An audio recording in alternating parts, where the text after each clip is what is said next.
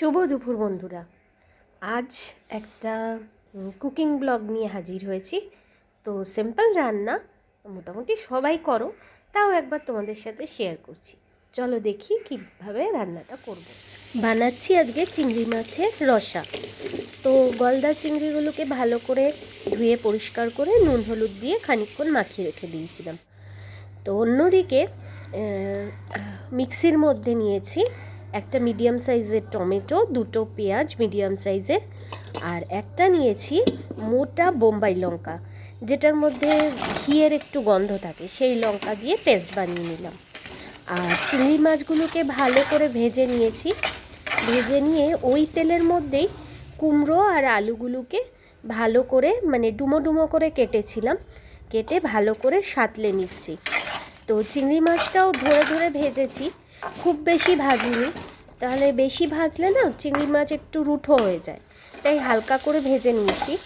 কুমড়ো আলুটা বরঞ্চ বেশি সময় নিয়ে ভেজেছি, যেহেতু বড় বড় কেটেছি, নরম হয় যাতে, তাই ঢাকা দিয়ে দিয়ে সিম করে ভেজেছি।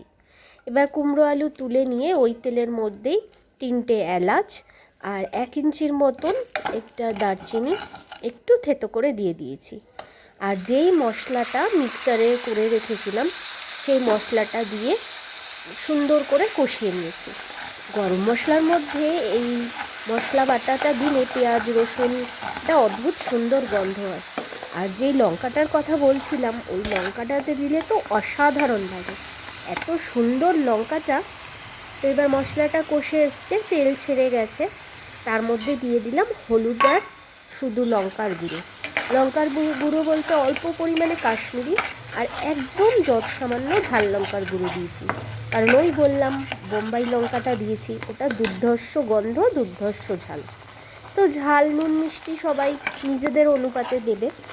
আর গোটা কয়েকটা লঙ্কাও দিয়ে দিলাম, আমি একটু ঝাল খেতে ভালোবাসি, গোটাই দিয়েছি, চিড়ে দিইনি। চিড়ে দিলে বেশি ঝাল হয়ে গেলে আমার ছানা আবার খেতে পারবে না, তাই জন্য গোটা লঙ্কা কয়েকটা দিয়ে দিলাম।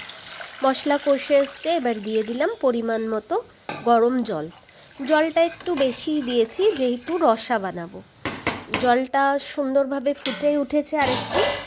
তো তারপরে আমি দিয়ে দেব একে একে আলু কুমড়োগুলো। আলু কুমড়োগুলো একটু নরম হলে তারপরে চিংড়ি মাছটাও দিয়ে দেবো। দিয়ে ঢাকা দিয়ে মিনিট 10-ও লাগে না, মিনিট 7 মধ্যেই রেডি হয়ে যাবে আমাদের চিংড়ি মাছের রসা।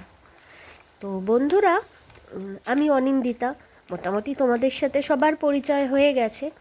তো বন্ধুরা, তোমাদের যদি আমার কুকিং ব্লগগুলো ভালো লাগে অবশ্যই লাইক করো, কমেন্ট করো আর শেয়ার করো। আর তোমরা যদি চিংড়ি মাছের রসা অন্যরকম কোনো পদ্ধতিতে বানাও, আমাকে কিন্তু অবশ্যই জানাবে। আমি জানো তো কুকিং আমার রান্না করতে দারুণ লাগে, তো নতুন রেসিপি শিখতে পারলে আমারও ভালো লাগবে। তো তোমরা কেউ যদি অন্যরকমভাবে চিংড়ি মাছের রসা করো আমাকে জানাবে কিন্তু, ঠিক আছে? কমেন্টে লিখে দেবে, আমি ওটা দেখে করব। আর তোমাদের যদি এরকমভাবে ভালো লাগে করতে, তোমরাও একদিন ট্রাই করো। গরম ভাতে এই চিংড়ি মাছের রসাটা খেতে কিন্তু ভালো লাগে, দুপুরবেলার গরম গরম ভাতের সাথে এটা জমে যায়। চিংড়ি মাছের মালাইকারি তো হয়ই, তো সব সময় তো ভালো লাগে না, একটু মাঝে মাঝে ইচ্ছা করে একটু পাতলা সাতলা জিনিসও খাওয়া হোক।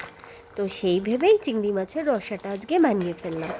তো দেখো, কথা বলতে বলতে আমার রেডি হয়ে গেল চিংড়ি মাছটা। এবার ঘি গরম মশলা দিয়ে নামিয়ে গরম ভাতের সাথে পরিবেশন করব। তো তোমরা জানাবে কেমন লাগলো ব্লগটা। টাটা।